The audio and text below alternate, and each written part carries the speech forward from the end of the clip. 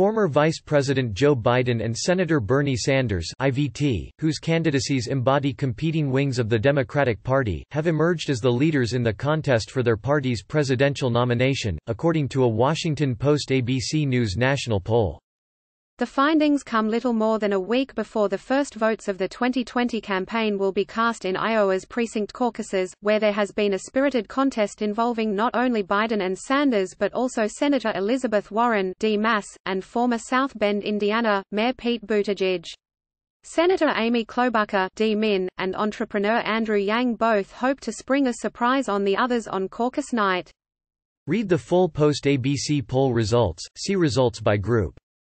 Based on past campaigns, the Iowa results will have an immediate impact on the overall shape of the race and on public attitudes, nationally and in individual states that immediately follow the February 3 caucuses, New Hampshire, Nevada and South Carolina. A post-average of recent New Hampshire polls shows Sanders and Biden virtually tied, with Warren and Buttigieg not far behind. Nationally, however, the competition has moved in the direction of Biden and Sanders, with Warren, Buttigieg and others now clearly behind. Among Democrats and Democratic-leaning registered voters, Biden is favored by 32% with Sanders at 23%, according to the new Post-ABC poll. In both cases, those percentages are slightly better than what each received in an October Post-ABC national poll. Warren is currently running third but has seen a significant drop in her support nationally, falling from 23% in October to 12% in the new poll. Still, she is the only other candidate for the Democratic nomination in double digits. The fourth and fifth place candidates represent a shift in the Democratic hierarchy.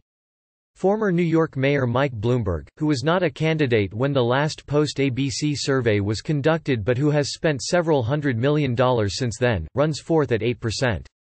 Yang, whose debate performances have drawn favorable reviews and whose candidacy projects a non-politician's flair, is at 7%. Buttigieg, whose rise in Iowa and New Hampshire earlier this year caught others in the field by surprise, is at 5%, reflecting modest slippage since October. Klobuchar is at 3%, Senator Michael F. Bennet D. Colo, is at 2%, and Representative Tulsi Gabbard D. Hawaii and former Massachusetts Governor Deval Patrick are at 1%. The poll shows that Democrats are clearly motivated in this election, with 73% of Democratic leaners saying they are certain to vote in their state's primary or caucus. That's little changed since last July but significantly higher than the 59% who said in January 2016 they were certainly going to vote.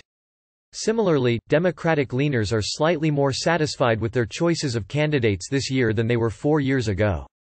Although 9 in 10 Democrats who named a candidate when asked whom they are supporting say they are enthusiastic about their choice, 53% overall say they still would consider another candidate. That is a reflection of the fluidity that has marked the Democratic campaign for most of the past year, as voters have tried to assess a record-large field and weigh who might be best against President Trump. Biden's candidacy has been buoyed by perceptions that he is the candidate who could lead the party back to the White House, and the current poll again gives him the highest marks on that question. At this moment, 38% of Democratic leaners name Biden as having the best chance to beat Trump, with 18% naming Sanders and 10% naming Warren. Biden also leads his rivals on 2 other questions that are central to the debate inside the party about the best path to victory, motivating the Democratic base or attracting independent or moderate voters. Many Democratic strategists say it will take a combination of both to overcome some of the advantages that Trump, as an incumbent during a time of low unemployment, currently enjoys. On the question of who can best motivate the Democratic base, Biden is named by 32% while Sanders is named by 21%.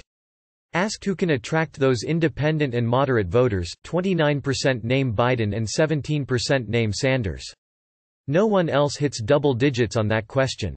Biden and Sanders, one running as a more moderate establishment figure and the other as a revolutionary democratic socialist, are about even on the question of who comes closest to you on the issues, with the senator from Vermont at 24% and Biden at 22%. Warren, whose liberal platform is closer to Sanders's than to Biden's, is third at 15%. Biden's candidacy is also strengthened by the demographic pillars of support he has maintained throughout the year. As in many polls, he is the leading candidate among African Americans, with about half the support of black adults. He is also ahead among those Democrats who identify themselves as moderate or conservative and leads among voters 50 and older, where he holds a roughly a 3-to-1 advantage over Sanders. The post-ABC poll finds Sanders scores slightly better than Biden among voters under age 50, although his margin among this group is not as large as is Biden's among those over 50. The younger the voter, the more support Sanders gains, with the caveat that these younger voters historically have been more difficult to turn out in primaries or caucuses. Sanders also is favored by Democrats who identify themselves as liberal and shows signs of building support among some non-white voters. Warren suffered slippage among many groups of voters since October, but particularly among women, where her support fell from 26% to 12%. She also dropped 15 points among self-identified liberals. But while she trails Biden and Sanders as the first choice among Democratic voters, she does well when people are asked who represents their second choice. Overall, nearly a quarter 23% name Warren as their second choice, slightly higher than either Sanders or Biden. When first and second choices are combined, Biden leads at 48%, followed by Sanders at 41% and Warren at 35%. All the other candidates trail by at least 20 points in this combination. At the Democratic debate in Iowa earlier this month, Warren and Sanders tangled over whether he had told her privately that a woman could not win the presidency. He denied saying it, and she said he had. Warren used the opportunity to make a forceful case to answer questions about whether a woman is at a disadvantage in a presidential election.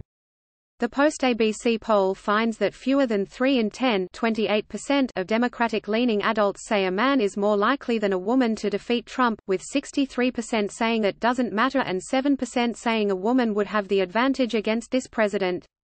Women are no more or less likely than men to say a woman has a better chance of winning.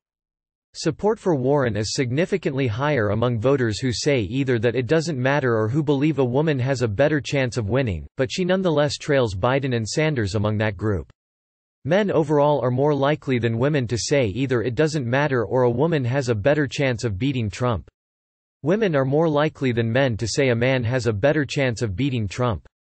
The post-ABC poll was conducted by telephone from Monday through Thursday among a random national sample of 388 Democrats and Democratic-leaning independents, including 349 who are registered voters.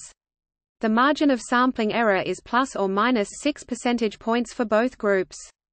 Scott Clement contributed to this report.